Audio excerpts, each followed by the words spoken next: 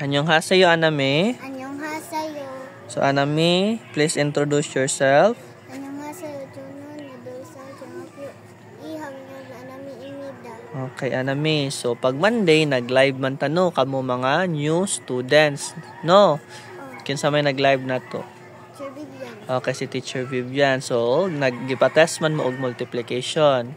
Nakapasar ka sa multiplication? Wala.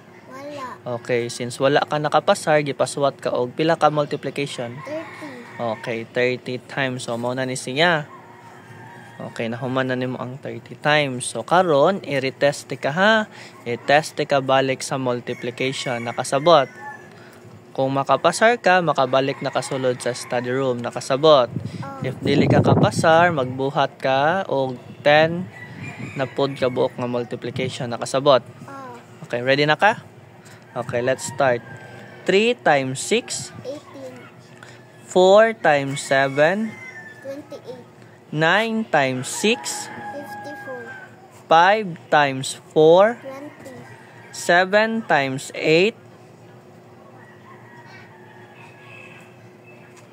56. 9 times 8. 72. 4 times 6. 24. 8 times 2. 16. 6 times 8. 48.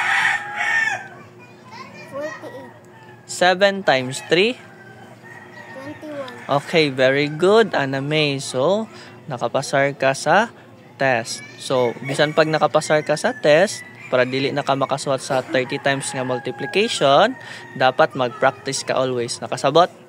Okay, very good.